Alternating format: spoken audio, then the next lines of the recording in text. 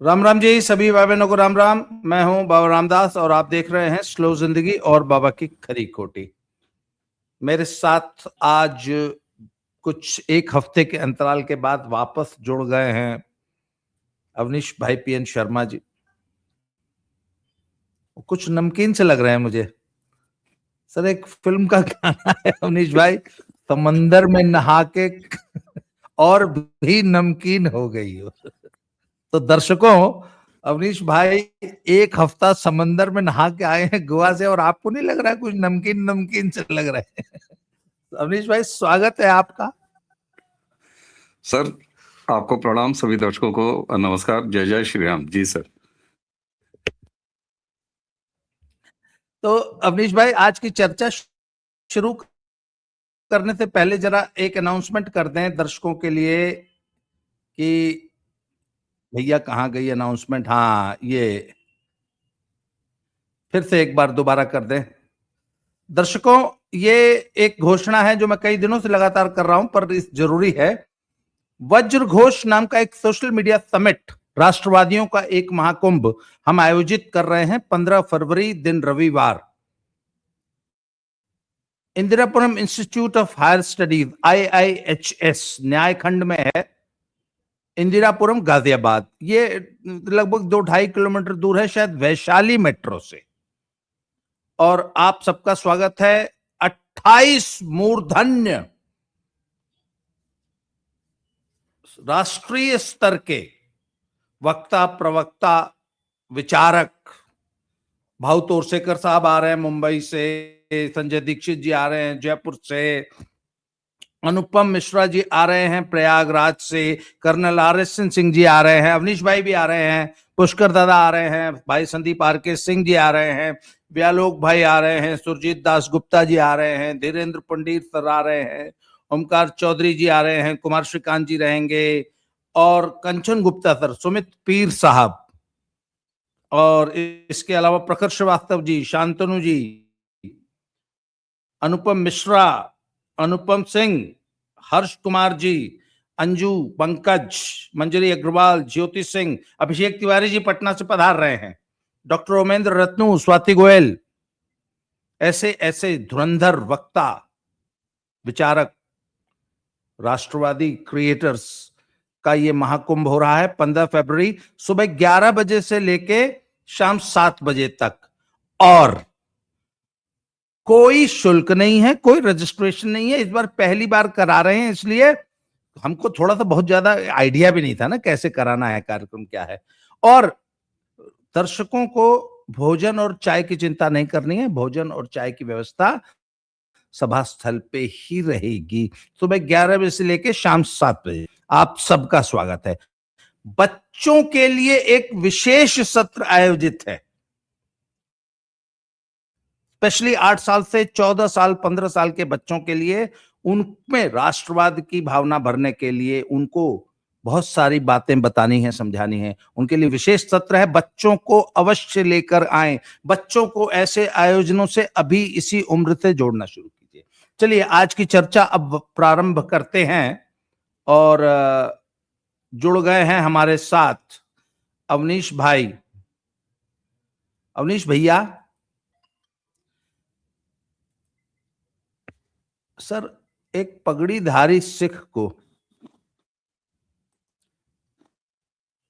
जिसको खालिस्तानी पंजाब में जिनके दादा को भुच्चड़ कहते हैं, भुच्चड़, butcher, the word is butcher, भुच्चड़ कहते हैं। जिस आदमी ने अपना बलिदान दे दिया और जिस आदमी ने किसी चीज की परवाह नहीं की और 16 साल के आतंकवाद को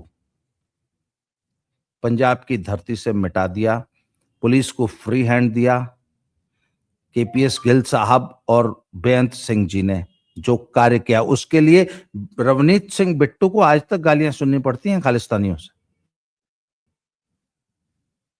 उस रवनीत सिंह बिट्टू को गद्दार कहने का आशय क्या था?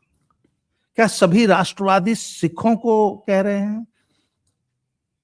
अच्छा, ये वही राहुल गांधी है जो अमेरिका में जाके कहता है कि पंजाब में सिखों को पगड़ी नहीं पहनने दी जा रही, कड़ा नहीं, कृपाण नहीं रख सकते। वह व्यक्ति जिसकी दादी ने पहले तो स्वर्ण मंदिर परिसर को फोर्टिफाई होने दिया, रॉकेट लॉन्चर्स, उसके बाद उसको खाली कराने के लिए टैंक से हमला किया, जिसके बाप ने 6000 सिखों का जेनोसाइड इसी दिल्ली में किया। वो एक राष्ट्रवादी, राष्ट्रभक्त, देशभक्त, पगड़ीधारी सिख को गद्दार कह रहा है, तो क्या है ये? आप इसको कैसे करेंगे? जी बिल्कुल बिल्कुल सर, देखिए ऐसा है कि राहुल गांधी का फंडा बिल्कुल क्लियर है। राहुल गांधी के लिए हर वो शख्स, हर वो भारतीय गद्दार है जो उनकी कांग्रेस पार्टी में, या तो अगर नेता है तो वो कांग्रेस में नहीं है, या अगर वो सामान्य आदमी है तो वो कांग्रेस को वोट नहीं करता, उनकी सरकार 2014 से नहीं बनवा रहा, वो सारे के सारे गद्दार हैं। उनका फंडा बिल्कुल क्लियर है। आप बताइए इस पूरे एपिसोड में क्या हुआ? बिट्टू साहब ने बाद में जो बाइट दी, उन्होंने कहा कि जब तक मैं तुम्हारे साथ था तब तक गद्दार नहीं था। इसका भी एक दूसरा पक्ष है, किस तरीके से इनके पिताजी ने आतंकवाद को कंट्रोल किया और उसके बाद खुद दुर्घटना, अब वो दुर्घटना भी कथित ही कही जाती है, लेकिन इन्होंने ये कहा ना कि जब मैं तुम्हारे साथ था जब तक, तब तक गद्दार नहीं था, जैसे तुम्हारे साथ नहीं हूं तो मैं गद्दार हूं। और दूसरा, जरा वो एटीट्यूड देखिए राहुल गांधी का। ये वही सीढ़ियां हैं जहां से प्रधानमंत्री का दर्जनों बार मजाक उड़ाया गया, उपहासात्मक और घृणा से भरी हुई गालियां दी गई प्रधानमंत्री को। ये वही जगह है जहां से भूतपूर्व उपराष्ट्रपति जी की मिमिक्री की गई। ये अहंकार राहुल गांधी का कि पहले तो गद्दार कहना, उसके बाद हाथ मिलाना, यानी राहुल गांधी अपने आप को राजवंश का राजकुमार समझता है। आपने उसकी सरकार 2014 से उखाड़ के फेंक दी है, लेकिन वो जानता है, वो मानता है कि जब तक भारत में नासमझ लोग हैं, मैं नासमझ इसलिए कह रहा हूं कि उसको संसद में आप भेजते हैं जहां पर वो बदतमीजियां करता है और लोफर वाली हरकत करता है, चाय का कप लेके वो लीडर ऑफ ऑपोजिशन के तौर पर संसद के अंदर व्यवहार करता है ऊट पटांग। वो जानता है कि जब तक इस देश में ऐसे लोग आज भी हैं जो कांग्रेस को वोट करते हैं, जो चाहते हैं कि कांग्रेस एक बार फिर सत्ता में आए, वो पूरा का पूरा इकोसिस्टम, क्योंकि आज भी आप वोटिंग परसेंटेज देख लीजिए, वो अपने आप को इस देश का नेचुरल मालिक समझता है, राजा समझता है। और वो एहसान कर रहा था बिट्टू की तरफ हाथ बढ़ाने के बाद, वो कोई टोंट नहीं कर रहा था, वो बिल्कुल सीरियस अप्रोच था। और मैं आता हूं अभी उस बात पर कि उसने सिख बिरादरी के साथ क्या किया है, लेकिन जरा एक कड़वी बात बीच में शुरू कर दूं। ये थे उनके साथ ना, ठीक है, राजनीति बदली और ये राष्ट्रवादी राजनीति के साथ आ गए, लेकिन हकीकत तो ये भी है ना कि उसी पंजाब के समाज ने कांग्रेस की सत्ता को अपने सर पर लगातार बैठाए रखा, इन तमाम हैपनिंग्स के बाद भी। हरबंदर साहब पर जो कुछ भी हुआ उसके बावजूद भी, इसके लिए तो सवाल लगातार पूछा जाना चाहिए। भावना आहत हुई, बिल्कुल सही बात है। आज यही राहुल गांधी विदेश की धरती पर कहते हैं कि टर्बन नहीं पहनने दिया जाता, लेकिन 84 में जब गले में जलते हुए टायर डाले गए उसके बाद भी लगातार कांग्रेस की सरकार। ये क्या कहता है सर? ये कौन सा चरित्र है? ये किस समाज का चरित्र है? तो एक उंगली अगर आप दूसरे पर उठाते हैं तो वो फिर वापस आपकी तरफ भी आती है। लेकिन अब मैं आ जाता हूं आहत करने वाली भावना पे। निश्चित तौर पर अब ये सिख समाज को सोचना होगा कि जिसके पिता ने ये कहा था कि बड़ा पेड़ गिरता है तो धरती कांपती है, डोलती है, जिसने सिख नरसंहार को रचा, एग्जीक्यूट किया और एक ऐसा व्यक्ति जो 2014 में आता है, जो लगातार सिख गुरुओं, सिख परंपराओं का सम्मान करता है, जो लगातार ऐसा लगता है कि विशेष रूप से वो पंजाब के प्रति समर्पित रहते हैं। मैं नरेंद्र मोदी की बात करता हूं, उसके लिए मर जा मोदी के नारे लगाता हूं और पंजाब का समाज चुप रहता है। फिरोजपुर के फ्लाईओवर में मैं उसे जानलेवा हमला कहता हूं प्रधानमंत्री के ऊपर, और कल संसद में फिर यही नजीर दिखाई दी। कांग्रेस ने, राहुल गांधी ने, इसके पूरे गैंग ने महिला सांसदों को प्रधानमंत्री के सामने तैनात किया और असहज होकर प्रधानमंत्री अपने चेयर पर पहुंच नहीं पाए। राष्ट्रपति के धन्यवाद भाषण पर प्रधानमंत्री कल नहीं बोले और संसद निलंबित कर दी गई सत्र। सर, सवाल यह होता है कि इस देश में आखिर ऐसे लोगों को चुन के संसद तक भेजते हैं ना, ये एलिमेंट मौजूद है ना, वो मतदाता हैं ना। राहुल गांधी आज जो कुछ भी संसद में कर रहे हैं, कांग्रेस का पूरा इकोसिस्टम जो बाहर कर रहा है, इनके विपक्ष के गठबंधन के जितने भी सांसद अंदर जो कुछ भी बदतमीजियां कर रहे हैं, नाफरमानी कर रहे हैं, वो किस वजह से कर रहे हैं? किसने उसे शक्ति दिया है? भारत के मतदाताओं ने शक्ति दिया है। तो जब तक ये एलिमेंट, ये समाज का है, मैं राहुल गांधी का कोई दोष मानता ही नहीं इसमें। वो तो सत्ता से बाहर है, वो नेचुरल अपने आप को प्रधानमंत्री, बॉर्न प्रधानमंत्री के रूप में देखता है, तो उसको तो यह है ही है, जो मेरे साथ नहीं है वो गद्दार है। लेकिन सलाम बिट्टू साहब को, उन्होंने कहा कि तुम हो देश के गद्दार। राहुल ने तो पार्टी का गद्दार कहा, लेकिन बिट्टू साहब ने बिल्कुल सही कहा, तुम देश के गद्दार हो। आप मुझे ये बताइए कि डोकलाम का बिना मौसम ये एजेंडा क्यों चलाया जा रहा है? ये प्रीपेड प्रोग्राम है, प्रीपेड टैक्सेस नहीं है सर, नाचती घूमती हैं।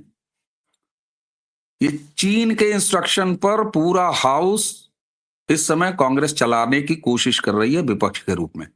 अब एक सवाल और उठता है, बहुत सारे लोग उठाएंगे, इसी वीडियो में भी नीचे कहेंगे, और कहना भी चाहिए कि भैया सरकार क्या कर रही है।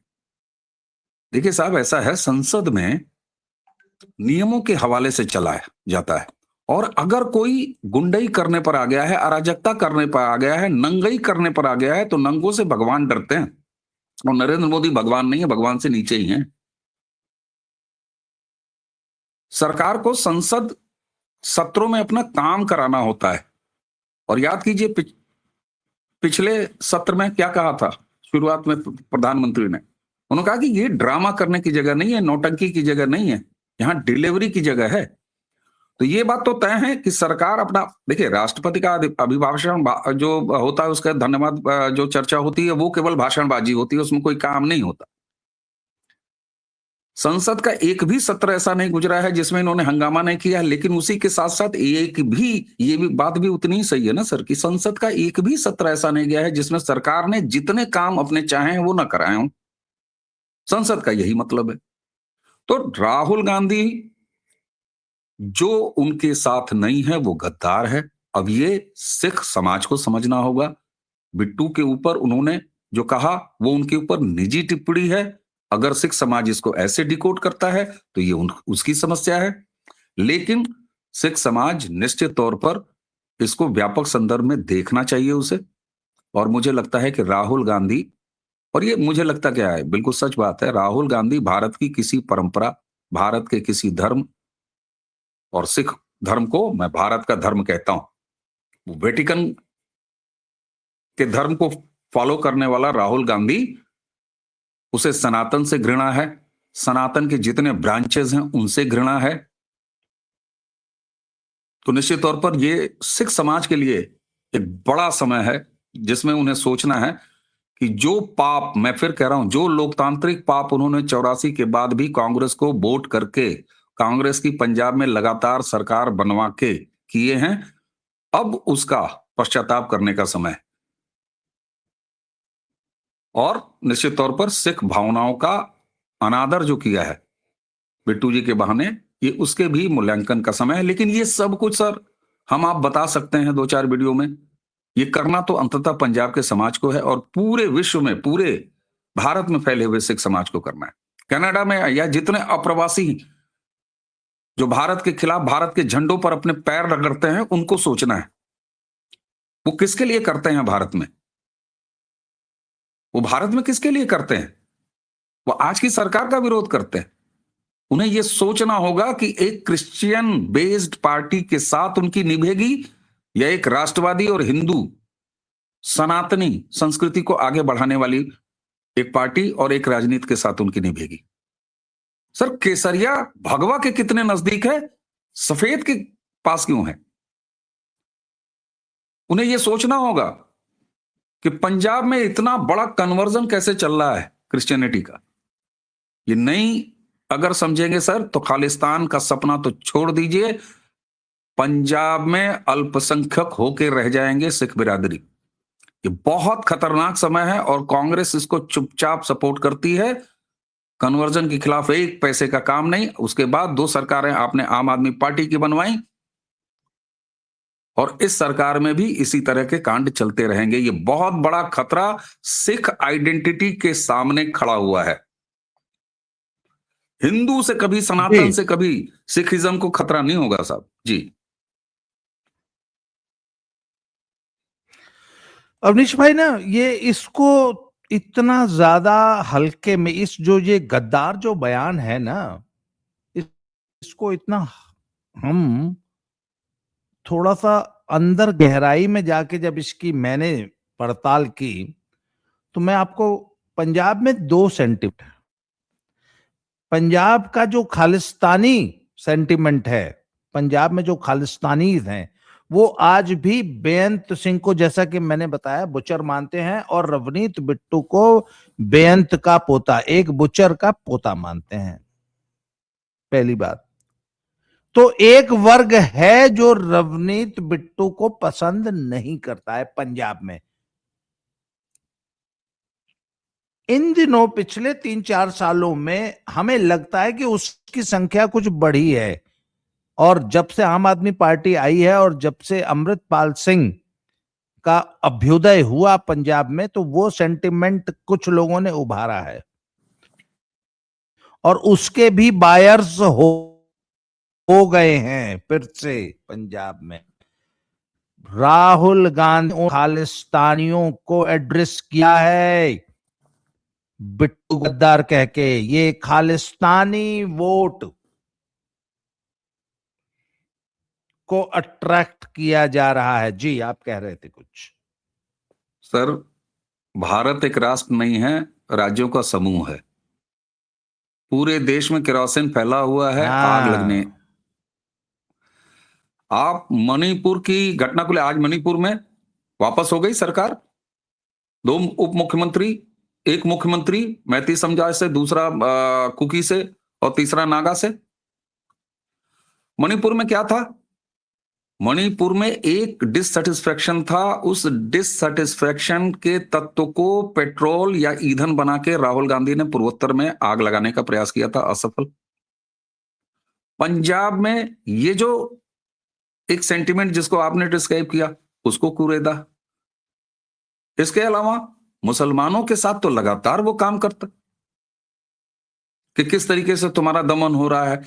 राहुल गांधी का मूल उद्देश्य है भारत में विखंडन पैदा करना, भारत में आग लगाना, अलग अलग चिंगारियों से। कहीं उसके लिए मुसलमान ईंधन वो बनाता है, उसे मणिपुर या पूर्वोत्तर में आग लगाने के लिए अगर कुकी मैतीज के बीच का विवाद अगर समझ में आता है तो वो उसको ईंधन बनाता है। यहां खालिस्तानी, देखिए सर, 2 काम कर रहा है वो। एक तो भारत में युद्ध, उसका सबसे पहला काम है कि भारत के अंदर विखंडन पैदा हो, अशांति पैदा हो। क्योंकि एक चीज जान लीजिए, वो ये जान गया है कि लोकतांत्रिक माध्यम से नरेंद्र मोदी से वो चुनाव नहीं जीत सकता। वो संसद में गुंडाई कर सकता है, प्रधानमंत्री को नहीं बोलने दे सकता, लेकिन यही प्रधानमंत्री अगले महीने अपनी पार्टी के साथ चुनाव मैदान में उतर जाए, राहुल गांधी एक बार फिर हारेगा। ये राहुल गांधी बहुत अच्छी तरीके से जानता है कि मौजूदा जो पद्धति है हमारे यहां सरकार बनाने की, सत्ता में आने की, मैं उसके जरिए नहीं आ सकता। इसलिए वो भारत में अशांति पैदा करके, वो कभी जेनजी, कभी बांग्लादेश, कभी नेपाल, आप यहां तक चले जाइए सर, लद्दाख में सोनम वांगचुक के जरिए कांग्रेस इकोसिस्टम क्या कर रहा था।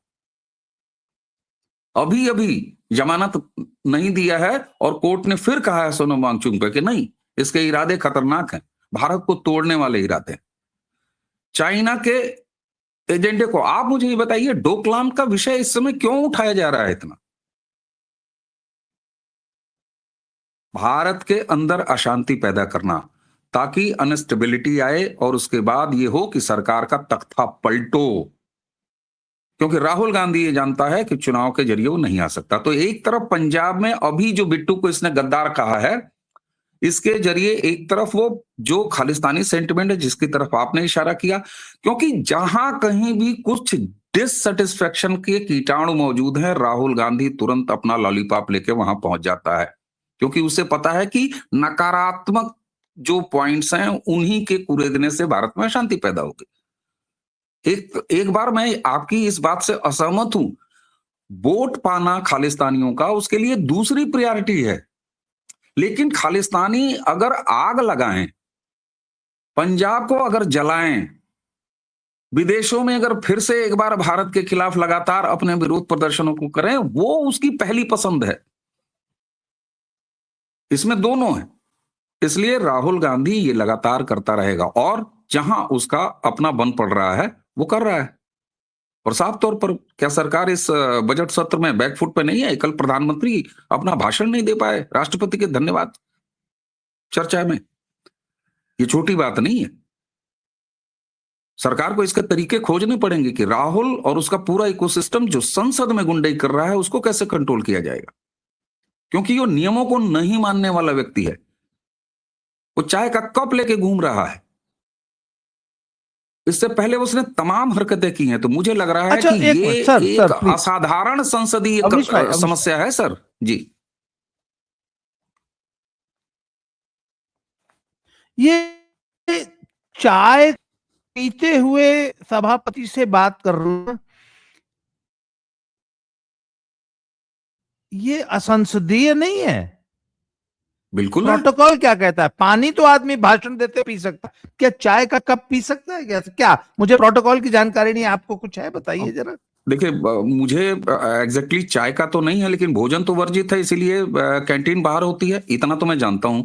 लेकिन चाय अगर असंसदीय नहीं है या नियम के खिलाफ नहीं है, तो मुझे लगता है कि ये जो एक सामान्य शिष्टाचार है उसके खिलाफ तो है ना, उसके खिलाफ तो है। मैं नहीं जानता कि चाय पीना क्या है, भोजन का तो मैं जानता हूं। हाँ, अभी याद कीजिए, बिल्कुल। अभी याद कीजिए, ई सिगरेट का मामला आया था कीर्ति आजाद के मामले में, कीर्ति आजाद के मामले में आया था।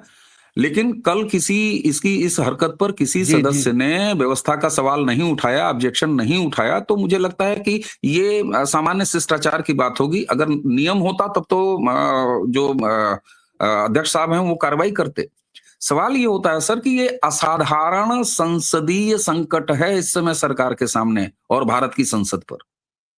कल जिस तरीके से महिला जी। सांसदों के झुंड को इसने प्रधानमंत्री की चेयर के पास भेजा है, मनोज तिवारी ने ठीक कहा है कि ये प्रधानमंत्री के ऊपर हमला भी करा सकता है। सर ये असाधारण है, अब इसको मजाक में नहीं लिया जाना चाहिए। और रही बात बिट्टू साहब को जो इसने गद्दार कहा है, इसकी गद्दारियत को अब सिख समाज को पहचानना चाहिए। और मुझे पूरी उम्मीद है, मैं निश्चित तौर पर उंगली उठाता जरूर हूं, क्योंकि कुछ कड़ी बातें सच सामने रखना चाहिए। लेकिन आज भी हकीकत यह है कि पंजाब का वो समाज निश्चित तौर पर सुनेगा, समझेगा, इसको डिकोड करेगा और ये समझेगा कि ये देश में आग लगाना चाहता है। सरकार तो ये नहीं बना सकता चुनाव लड़के नरेंद्र मोदी के सामने, ये भी बहुत अच्छे से जानता है। इसलिए जैसे वो होता है ना सर कि मुझे ये घर खाली करना है, इस घर में अब मेरा कब्जा नहीं रहेगा, तो टोटी उखाड़ ली गई, दीवारें तोड़ दी गई। तो राहुल गांधी देश के साथ भी यही कर रहा है। मानसिकता इसकी यही है कि अगर इस देश में हमारी सरकार नहीं, तो ये देश ही क्यों रहे, इस देश को ही जला डालो, बर्बाद कर डालो। इस बात को समझना होगा। इसीलिए मैं कांग्रेस को इस देश का राजनीतिक विपक्ष नहीं, राजनीतिक शत्रु कहता हूं। ये देश का शत्रु है ये पार्टी, इसके एक एक नेता। ये समझने की आवश्यकता है। ये केवल एक हार जीत सरकार बनाने, सरकार इस पार्टी की उस पार्टी की नहीं है साहब। इसके अंदर बहुत बड़ा खतरनाक खेल है, इसको समझिए जी।